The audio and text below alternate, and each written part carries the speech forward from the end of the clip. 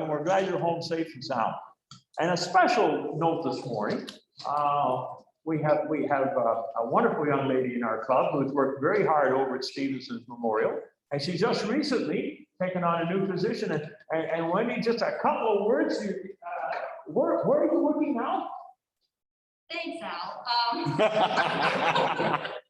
So now 2 weeks ago, I left Stevenson after 4 years, and now I work at the foundation. Well, you know what? That's fantastic. That's fantastic. And how's it going? It's great. It's a big change. I've only gone down to the city once, but the office is massive. There's over 100 people on the foundation team, and they're raising full-time $1 million every year. So. Well, Wendy, the Princess Margaret Foundation, my God, there isn't anyone in the room who hasn't heard of it. And that's wonderful. And you're a wonderful young lady, and congratulations. Thank you, Al. And I hope everything goes well for you down there. And now later, we're going to be talking about the bags for the teens at risk. Dean is going to address that later in the meeting, but they are here today. If you do need some, please let me know. Now, if you can get them filled and bring them back, or if you can't, I can pick them up. So, and Ann will be talking about that later on. And to Teens at Risk, to Christmas for Kids, once again, a wonderful organization, and thanks for everything you do. Okay, Dean, that's it this morning. That's it for Al this morning. Thank you, Al. Barb, I think Barb's going to be coming up and introducing our speaker today. You want to check this out? Absolutely. So Sally, who's up there? Sally Pittaway is the Contract and Program Monitor, Solid Waste Management Department at the County of Simcoe. She lives in Wasaga Beach with her husband and 2 children. Sally has been in the Solid Waste Management Department for the County of Simcoe since 2004 and has worked in her current role since 2006. Sally has been closely involved in many of the county's waste diversion programs and has led various outreach and education programs in the school and the communities across the County of Simcoe. Please join me in welcoming Sally. Welcome. Thank you. Can everybody hear me okay? Yep. Okay, I'm just gonna get my presentation going here. Can everyone see my PowerPoint there on your screen? Yes. Okay, well, I will just start by saying I might be a little rusty. This is, I think, my second presentation since the pandemic happened. Of course, we haven't been doing as much outreach and events the last few years. And this is actually my first time with the new CARTS program content. So there's some of it that, we'll be learning together because it's all new to us, right? So let's get started. And how much time do I have just before I get through? 20 minutes. 20 minutes? Okay. I have 13 slides, but I know there's going to be probably some discussion and questions. I'm okay if we want to do questions as we go, or if you guys have a preference to do them at the end. It's up to you. We'll see how it goes. Okay. Okay, well, let's start with the beginning. Okay. I know that there's mixed feelings out there about this CART program. We tend to hear more from the people that are opposed to it, but I'm hoping that, a lot of people are happy about it. And the truth of the matter is this has been about a year in the makings with extensive research through other municipalities around Ontario. Why we got here in the first place, I think you guys might recall a couple of years ago, 2019 was a really bad year for the county solid waste department. We were having some major collection impacts. We were having a lot of reduced labor pool with our current waste contractor. So all of this is sort of in answer to that. Okay, as a whole, waste management across Canada is shifting to automation, and that's just the way that it's going. There's some areas out west that won't even bid on manual collection anymore. It's just there's too much WSIB claims. It's just very difficult. Our contract specifically in the county is so huge and geographically demanding. So for manual collection, it was really hard for us to keep drivers on. So this automated collection is going to solve a lot of those labor shortages, which were resulting in service delays. It's safer for the collectors, you know, older workers, women, like a lot more people will be able to do it, and it won't be as demanding. Because those guys doing our manual collection, they were getting in the trucks sometimes up to 2,000 times a day. Okay, so you can imagine how difficult that job was. Another reason with the switch is sort of our transition from bi-weekly to bi-weekly pickup. Okay, a lot of residents were having capacity issues when we switched to bi-weekly recycling, of course. Having, you know, 4 or 5, even 6 blue boxes out at the curbs and bags and Rubbermaid bins. And so it's also to assist with that. Carts are more ergonomic. They're safer in the sense that, you know, the drivers aren't touching the waste. We certainly were, that was brought to our attention with the pandemic, of course, and we had certain requirements in place to protect not just our residents, but our waste collectors. So that's sort of how we got here. It's been sort of a 2-year journey. I feel like it's a marathon that I'm almost at the end of. And then of course, once November 1st gets here, we'll just have more things coming, but we're almost there. Now, with this new contract, and it's Miller, by the way, who's fantastic. We've worked with them for years with the leaf and yard waste collections. They also picked up our clothing and electronics. So we're very used to working with Miller. They're used to the area. Now, also as an answer to some of these waste collection impacts that we experienced was the fact that we were in a different area collecting every day of the week. So when we fell behind, it became very difficult to catch up, right? So that's why we've restructured the collection schedule into a 4-day collection week. So there's more trucks on the road, and then they can get it done in a shorter time. So instead of 5 days, it's 4 days, which allows that 5th day for cleanup. So if there are any weather impacts or there are, you know, reasons that we might be behind, we can do that Friday. That Friday is dedicated to any sort of cleanup. So we've sort of set it up in answer to all the, you know, issues we've had in the past, and hopefully everything is resolved by all this. So having said that, not everybody will see a new collection day. However, because we've rerouted everything, you still might have a new time, right? So even if, say, you don't have a new collection day, it might be picked up at a different time of the day that you're used to. So it's important to always have it out by 7. Did everybody get the calendar and the newsletter recently that had the collection map in it? There are a ton of different ways to find your new collection day. Actually, the best way is through the Simcoe County Collects app, because you'll see on the collection schedule, as you scroll to November, it will just automatically tell you your new day.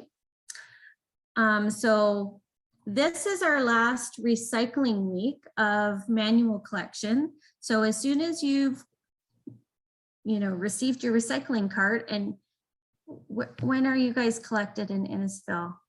Thursday. Monday? Thursday. Thursday.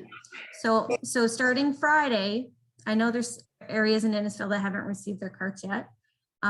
Once you have your cart, you can start filling it, because the next recycling pickup will be with carts. So I tried to put a little screen capture here of you know, the Innisfil, which is 3 different colors, it looks like.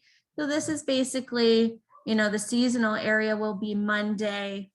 Looks like Alcona is going to be Tuesday, and yeah, just north of I can't really read that, but basically if you want to go to simcoe.ca/waste reminder, that'll take you to the page where you can enter your address. It'll tell you your new day. You can also go to the carts.simcoe.ca website. There's about 3 different ways to find it there as well. So delivering 450,000 carts took almost 3 solid months. We're working with a company that's very good, very reputable. It's one of the biggest distributions they've ever done. When we initially talked to them in the early stages, they said it's going to take 6 months. And we said, well, we're going to need to do it in 3. So it's been, you know, a lot. We're getting there. We've had a lot of, with the pandemic, we've had a lot of issues. We've had, you know, their trucks have been tampered with. We've had to run these around in pickup trucks in some cases. We've had to reroute, like everything that has come our way, we've tried to resolve quickly so that everybody gets those by the end of October. However, they will go right pretty much to the end of October. So it will be tight, but we're doing the best we can. We're also short-staffed too in our department. So we're trying to help out with boots on the ground as much as we can, but we only have, you know, 1 or 2 boots on the ground to give. So yeah, so I'll just go on, I think, to the next one. I just wanted like people to be aware, if they haven't got their cards yet, not to panic, right? It's a big county. We started as far out as we could and we worked our way in. The main staging yard was at the 400 market. So that's why Innisfil and the Bradford area are sort of like last, because they're the closest. So they can get the highly dense urban areas done quickly towards the end. I don't know if everybody can see the pictures on the right-hand side, because that seems to be where all the little boxes are. But basically, I was just going to roll through each stream. And normally in my presentations, I would have slides about, you know, what to put in each cart, but I don't have that today. If you have any questions at the end about something you're not sure where it goes, feel free to ask me. There was just so much content about everything else, so I haven't done that. So the recycling cart is quite large, as everybody has realized. So we have chosen this cart. I wrote this down. We chose this size to capture the majority of residents' needs. Okay. Like, I know I'm a family of 4. I have, and I'm, you know, I'm pretty good at reducing my waste. I still have at least 3 big recycle bins. Now, keep in mind, these carts are going to last 10 to 20 years, right? So we not only need to meet our capacity needs now for residents, you know, to capture their needs that have a lot of material, but we also need room to grow. We need room for occasional overflow due to, you know, Christmas or pumpkins or, you know, whatever it may be. Also,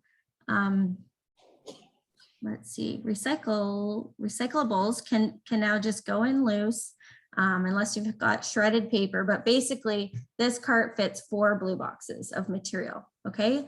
And the nice part is you don't have to flatten it really, you know, but you don't want to stuff it in too tight either, because then you can get bridging of the material and it might not get dumped all the way.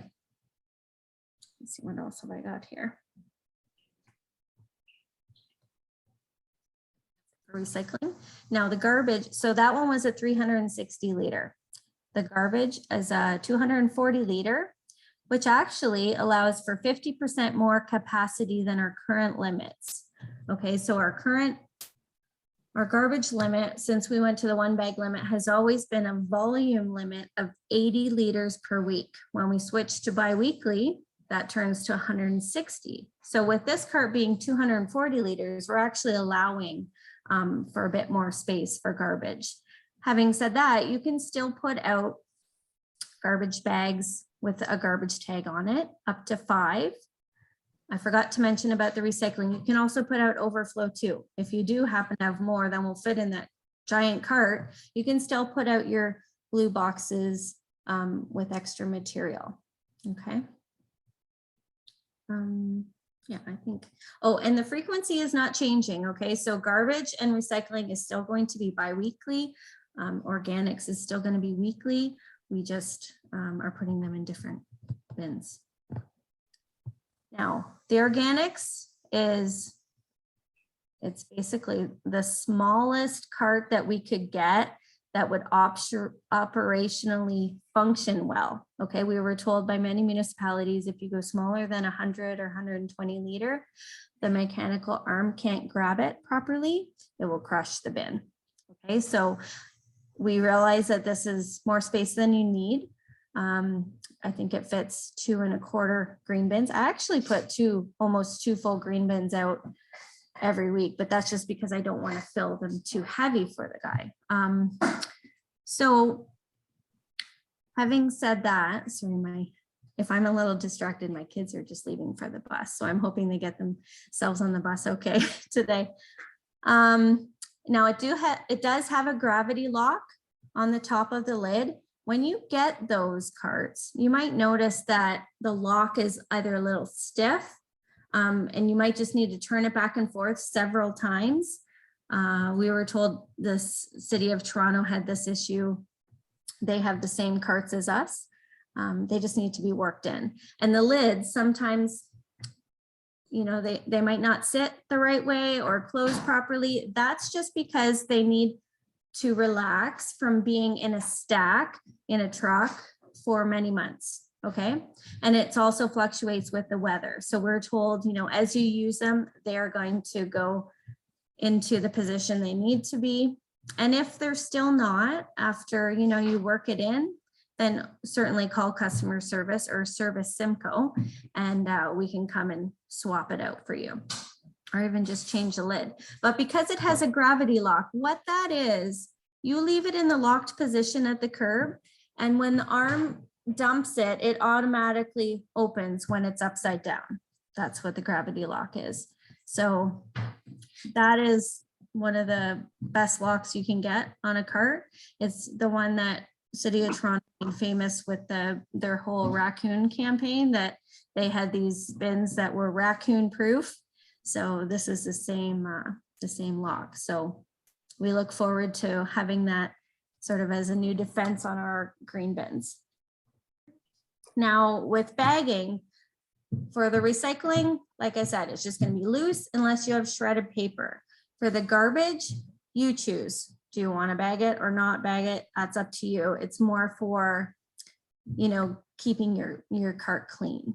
With the organics, we would suggest that you still use the compostable bags or newspaper to wrap it up. And that's more just to combat, you know, odors or mess as well.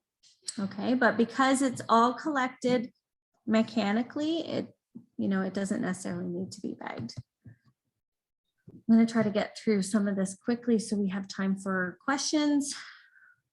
I highly doubt we're going to make it in 20 minutes, but you guys can always send me questions afterward.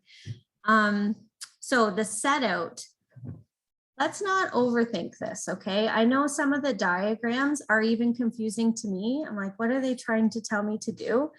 Basically, you know, you're going to end up basically putting your material where you do now.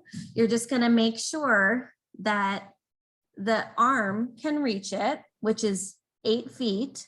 Okay, so wherever the cars travel on your street, your carts need to be within 8 feet of that, because you can imagine the truck's going to come up alongside and reach out, needs to be within 8 feet. And they need to be 2 feet apart from each other or any other obstacles. These are the main things, okay? Your carts need to be closed in order to be collected. They can't be overflowing and open.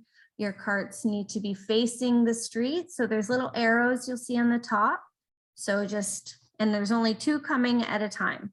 Okay, so either organics and recycling or organics and garbage. So you just, if you put them in the driveway now, you can still put them in the driveway. If you put them, like I put them on the grass because I don't have really a sidewalk. My property goes right to the road. So I just put them on the grass there where I do now. Just make sure they're 2 feet apart. Okay.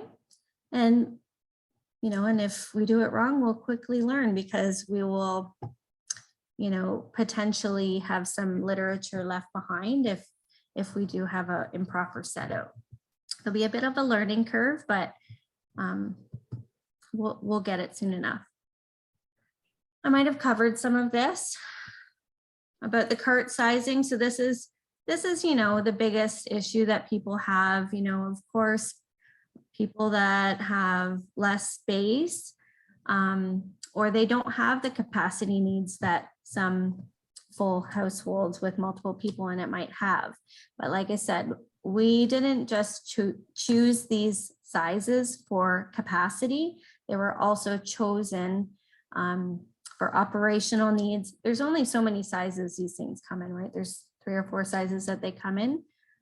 So the thought was that if we do a standard size, you know, that would be the most economical way to do it, because as you can imagine, it's quite costly for this program.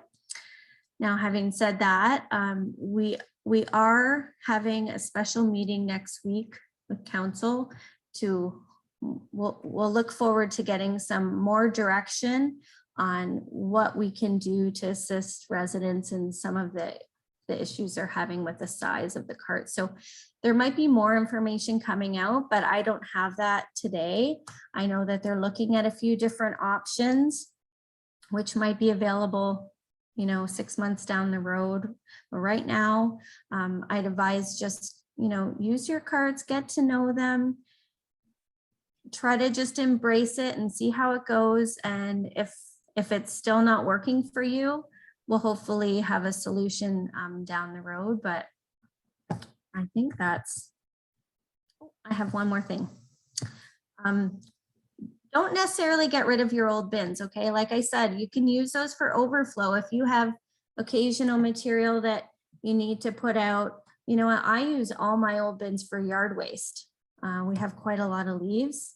And of course, because I work in the solid waste, I tend to rescue a lot of broken bins from being thrown away. I just use them for leaves if they're cracked or, you know, whatnot. I all kinds of uses for them. You can use green bins for your salt. You can put dog food in it.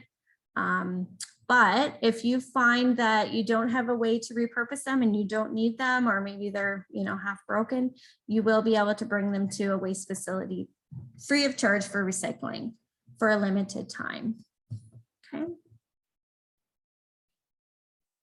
This is just a bit on cart storage. You know, a lot of people will put them outside because they're lidded and they're protected from the elements. That's a solution that we have now that we didn't necessarily have before with an open top blue box. So you can put them outside. If there's room, you can put them in the garage. If you have a long driveway, you just leave them sort of tucked away at the end. That's where, if you drive through sort of Caledon and a lot of the rural areas out that way, that's what you'll see that they do. They just leave them out there and then they bring their material and drop it off as needed. And then they just kind of place them out on collection day. But because, you know, you can wheel these things so easily, you may just bring them back and forth, depending on how long your driveway is. Okay. Let's, I think, get to questions. How are we doing for time?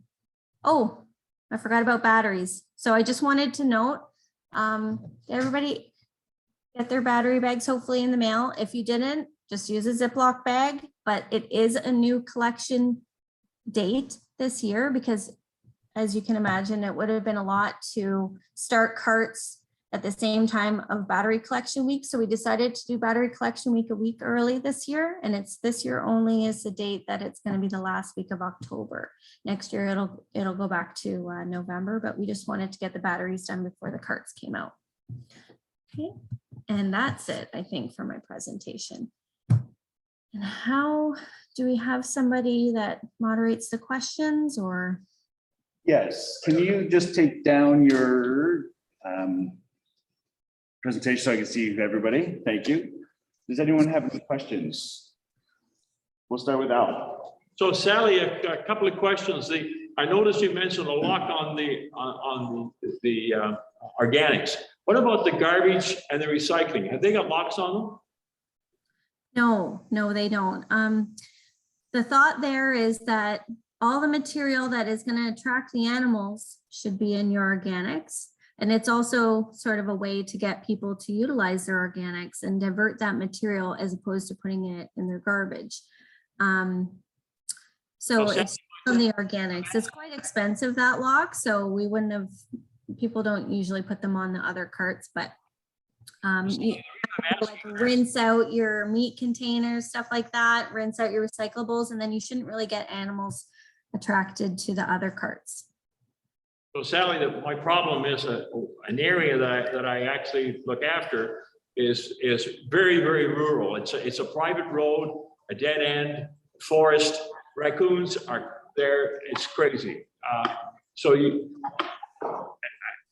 is there any guarantee that once you put that garbage pail out, the animals aren't going to open it up and knock it over?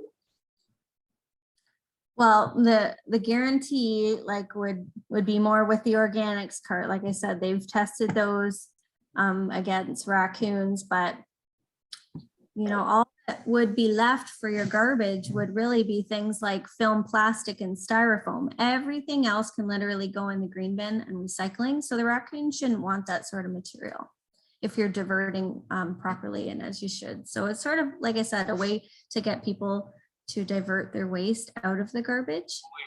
And right now, you know, your garbage doesn't have a lock on it. You might have had a garbage box, I suppose, but. Well, these people do use the organics. And in fact, right now I've got 3 or 4 green bins at a couple of these places. But there's regular garbage that does not go in the organics. And I just can't understand why you wouldn't have a gravity lock on the garbage bin. It seems to me that would be crucial. Anyway, I'm sorry. It's really comes down to the cost, right? The cost of the lock is significant. If you do have issues with animals, persistent animals getting in, we are looking into getting some animal resistant carts, but they're more for bears and things like that up in Severn, you know, that have issues with the larger animals. But it's something that we'll work with you as needed. So we did have large bins made at the bottom of these driveways, big wooden bins, and the existing garbage pits go in the bin, and they come along, they open up the bin and they take it out. Well, we can't do that anymore. We've got to leave it out, and some of it, in some places they'll be out overnight. So, but anyway, you answered your question. Thank you very much. There's a lot of communities doing it already that none of them have locks on their garbage carts. Like I said, out Southgate Township, out towards Caledon, all those rural areas out there. We've chatted with those residents and municipal staff significantly, and they don't have issues with that. We feel pretty good about, you know, that there won't be issues, but like I said, we'll of course work with the residents as needed if there are.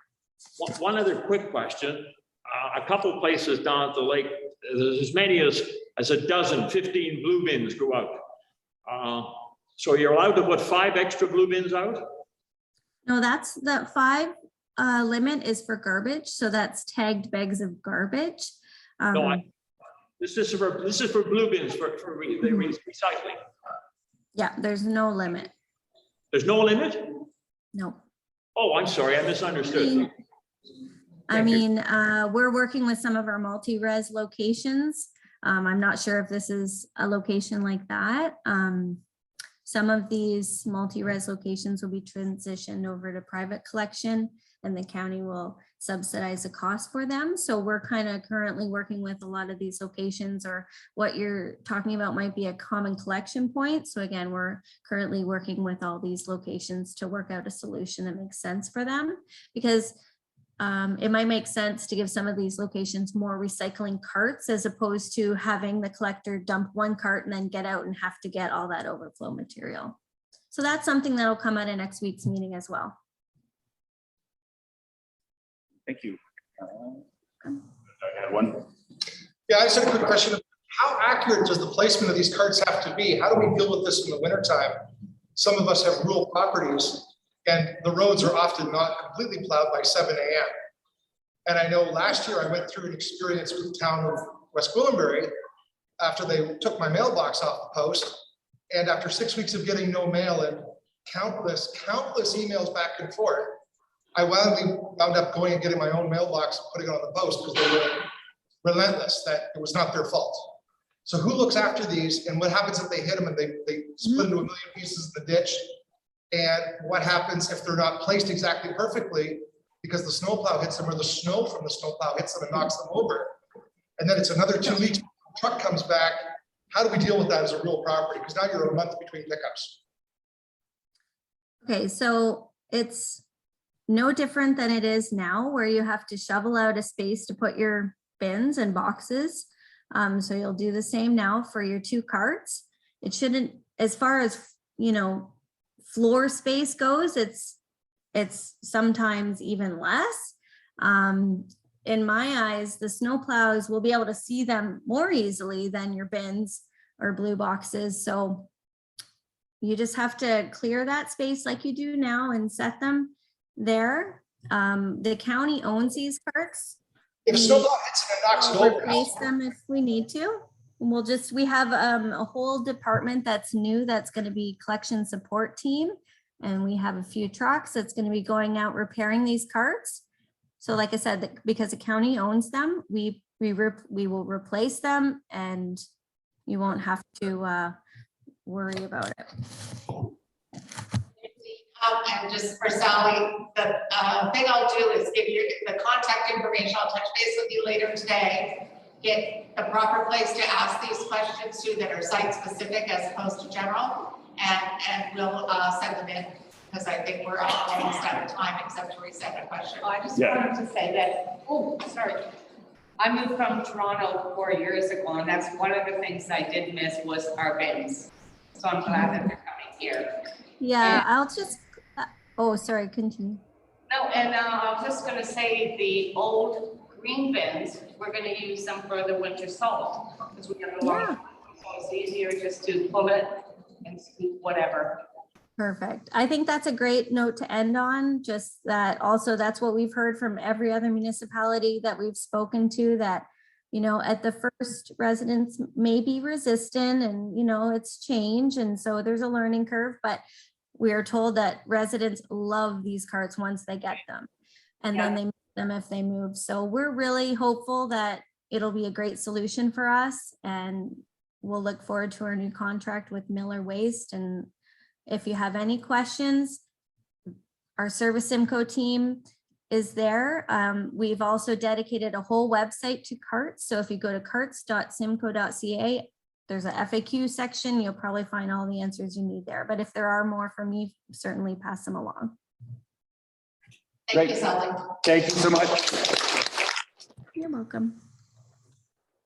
So Sally, if you have to go, we do understand. We are going to go on regular business. If you'd like to stick around and see what we do. So we're going to start with old business. It's not on there, but last week, Al and I went to Innisfil Golf Course and met with Troy's family. They handed us a check for $6,000.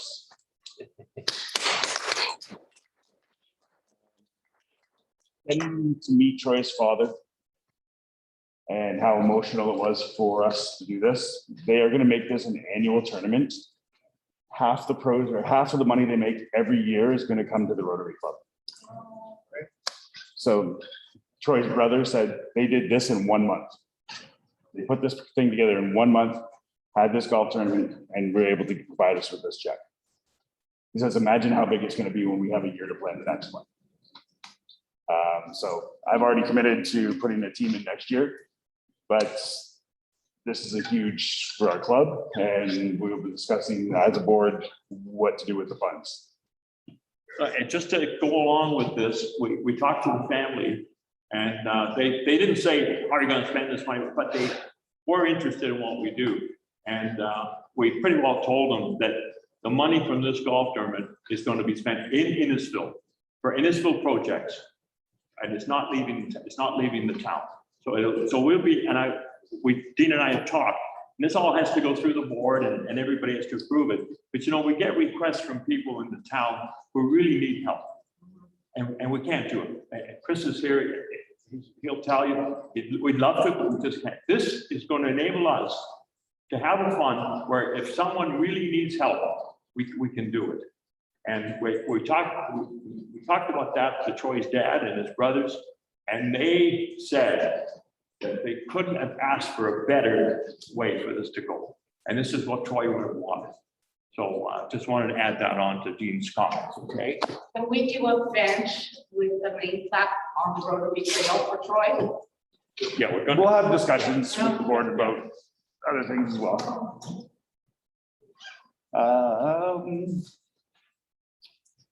Jeff, great for you.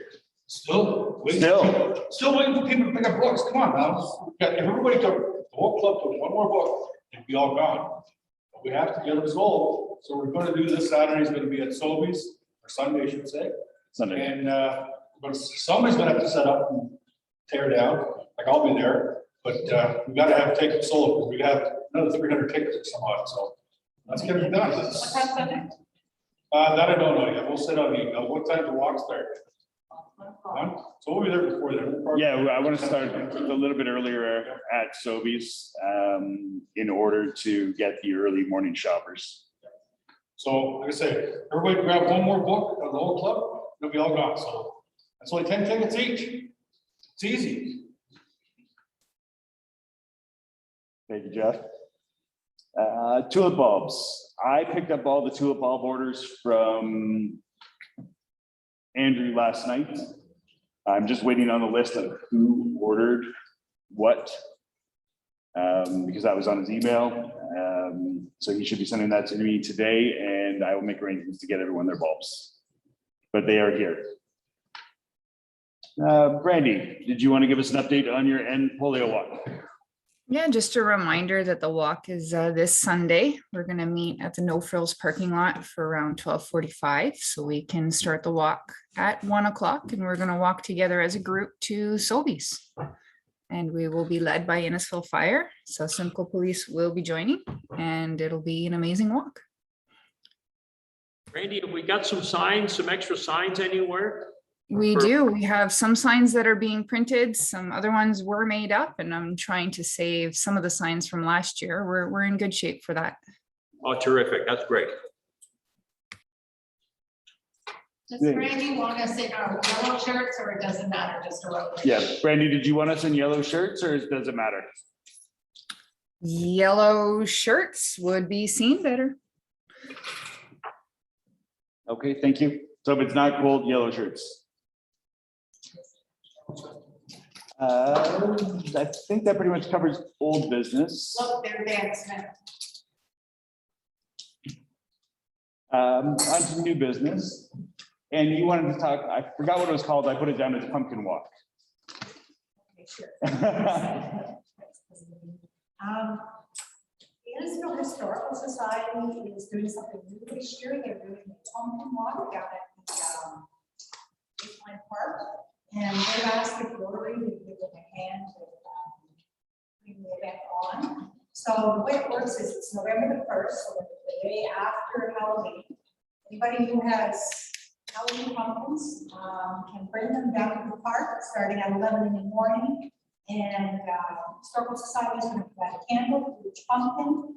And the candles will be lit at about 5:30. From 5:30 to 8:30, people can walk the paths down to the park and wander amongst the pumpkins. This is a big thing in Toronto, I think in Hamilton and Mississauga. So they're asking if the Rotary Club would help with guiding people along the pathways and then afterwards collecting up the pumpkins. So if people are able to help and they have a pickup truck, that would be wonderful. Removing the candles of the pumpkins, and then they're hoping the pumpkins can go to local farms to be fed to livestock, that sort of thing. So I will send out an email to everybody as well with the details in it, and really just looking for volunteers who can help out on February 1st with that. Great, thank you, Ann. Teens at risk bags. So Al brought bags. We'll be doing the same thing as every other year. So if everyone wants to grab a bag, fill it up, optional to you. But things for teenagers, shampoo, the basics. We've done it for a few years now, and I think it goes over well with the community.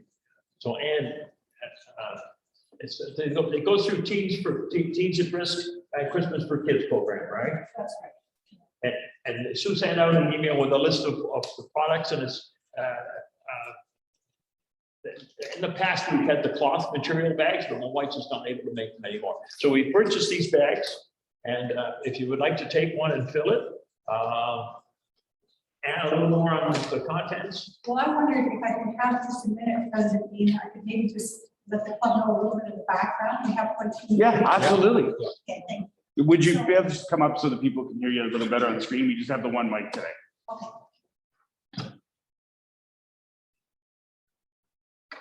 Thank you. Oh, no worries. So about, I don't know, 7 or 8 years ago, the principal at Nantyre Shores approached Christmas for Kids and said that they had quite a few kids who were not living in home situations. They were couch surfing or bouncing between family and friends' homes, and they likely wouldn't be able to have a decent Christmas. So the principal actually asked Christmas for Kids if we could do something to help those kids. And so that's how the program really started.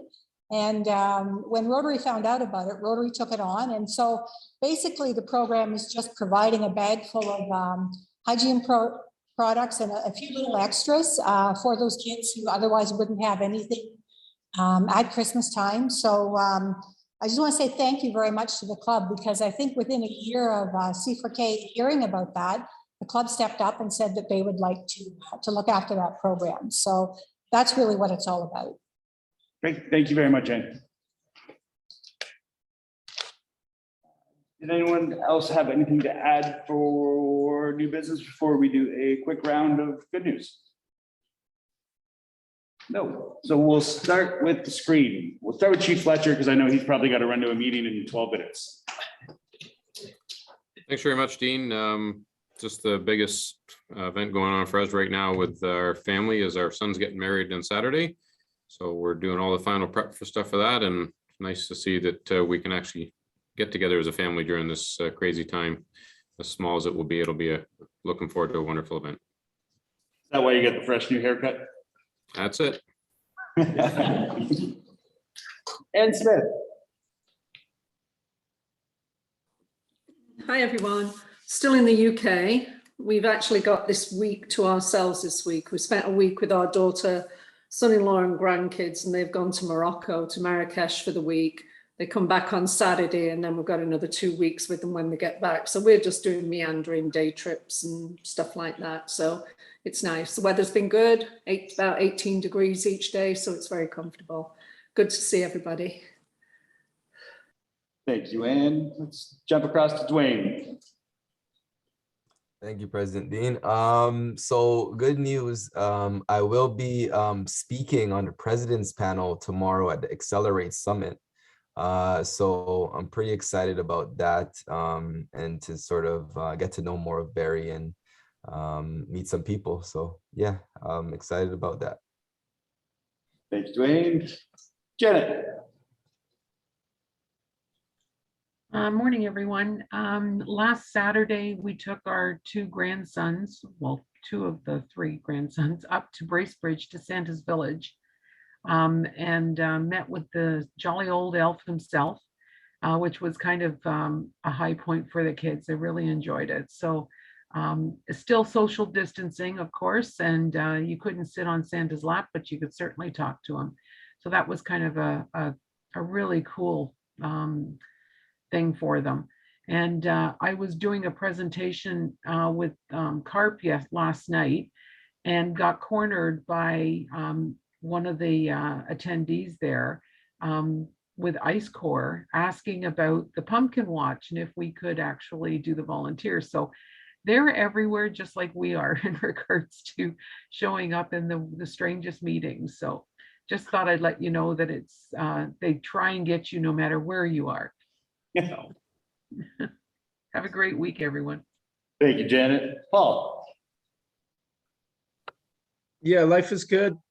Brady, our grandchild, came home and we were able to hold him for the first time, so that's good news. Yes. Brandy? No big news, just happy today is gonna be 20 degrees. I can get out there and start putting my gardens to bed.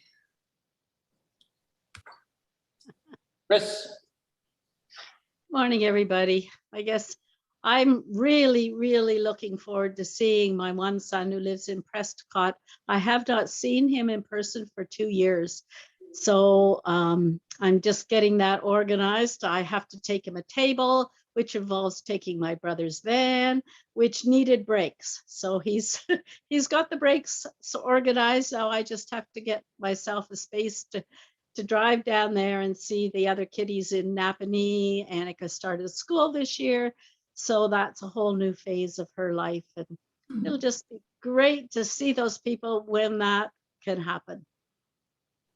Thank you, Chris. Wendy? Good morning. I'm so happy to be here. I'm always grateful to when I'm invited by Jen to fill in, and I know I can be here all the time, but you know how it is.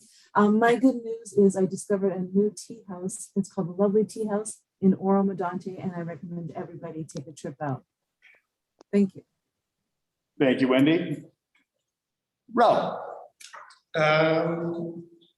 I guess one good news is I just spent a lovely week with my daughter who was home from university for reading week.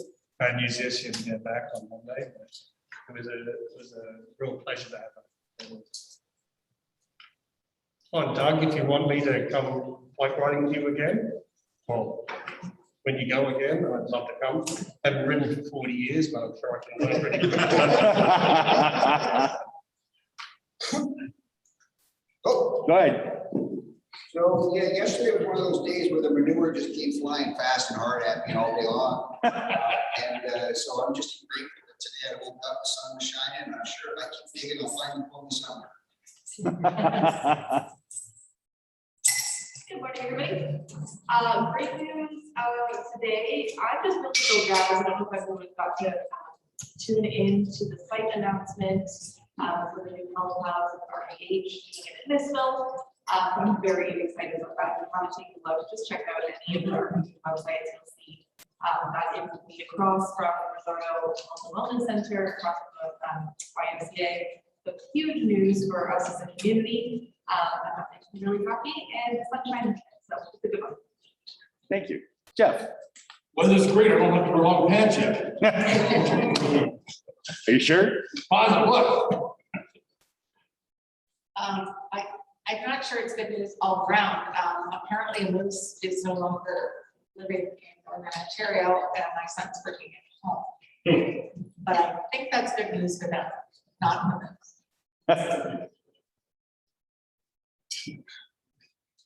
Morning, everyone. This week I had to go pick up some new jeans. I was younger. I used to be like a 36. That was like a lifetime ago. I crept up into the 40s. Anyways, this week went and I don't know if it was a very creative measuring system that this company had, but I'm at 38, 36 right now. When you change the numbers with markers, it doesn't count. Good morning, everyone. Allison shared my good news, but my other good news is so Brian and I had our first wedding anniversary, so it's Brian's first year, so all's good. Morning, everyone. Good to see you all. No news today. Be here today. Go ahead. Just happy to be here. Thank you very much, and have a great week. Now we'll cover us.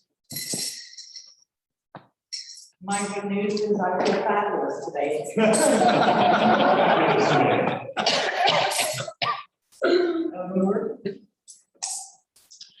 received good news this week. My youngest son is a writer. He lives in the Philippines.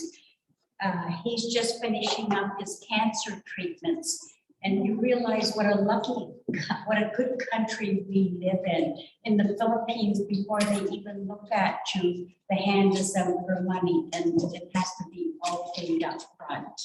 So he's just finishing up. Good news. Good way of doing business. Wow. Good morning, and for some Rotarians, you may not have seen some of these. These are called the Rotary flags. And different clubs around the world all make up their own flags. We have our own flag as well. And when I traveled around the world to Egypt this year, I took many of these with us from our own club and I traded them with other clubs. So not only with the clubs like Alexandria that's actually in Egypt, but also from clubs in United States, in Poland, in Slovakia, and also in Mexico, and then another one from the US. You really got around. So it was awesome, right? Go one spot and you get to see the whole world.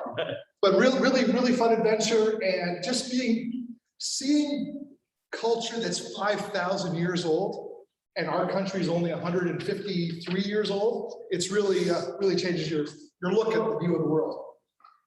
That's wonderful, Doug. And we'll add them to we do have a banner, but this is going to fill it up. We'll be starting our second banner next to you. So my good news is my granddaughter Sydney is 15, and she's been a swimmer now for a few years for the Trojan Swim Club. And unfortunately, they got shut down. Well, they're back in operation, and 8 practices a week. 5 in the morning, after school at 4, 2 on Saturday. This kid amazes me. And what amazes me even more is that she loves it. She's so happy to be back. But she started going out for track and field, and she's running, and she's going to look at the track and field things. So all to be young again. Yeah, very good. My good news, just happy to see everyone this morning. Nothing else really going on. Before we do our draws, Jenna, did you have a learning corner? Yes, I do. Every Rotarian example to youth. In much of the official literature of Rotary International relating to service to young people, a special slogan will be found: every Rotarian example to youth. These words were adopted in 1949 by the Rotary International Board of Directors as an expression of commitment to youth and children in each community in which Rotary clubs exist. Serving young people has long been an important part of the Rotary program. Youth service projects take many forms around the world. Rotarians sponsor Boy Scout and Girl Scout troops, athletic teams, handicapped children's centers, school safety patrols, summer camps, recreation areas, safe driving clinics, county fairs, child care centers, and children's hospitals. Many clubs provide vocational counseling, establish youth employment program, and promote use of the 4-way test. Increasingly, drug and alcohol abuse prevention projects are being supported by Rotarians. In every instance, Rotarians have an opportunity to be a role model for the young women and men in our communities. One learns to serve by observing others. As our youth grow to become adult leaders, it is hoped each will receive the same desire and spirit to serve future generations of children and youth. The slogan accepted over 40 years ago is just as vital today. It is a very thoughtful challenge, every Rotarian an example to youth. And that's your Rotary Minute for the week. Thank you very much. Jeff, 50-50.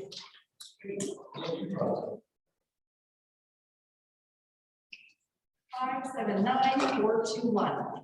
Oh. No one? If you would like to it's Ogie. take a bag for Christmas for kids, please help yourself. Have a great day, everyone. What was it? Hoagie won it.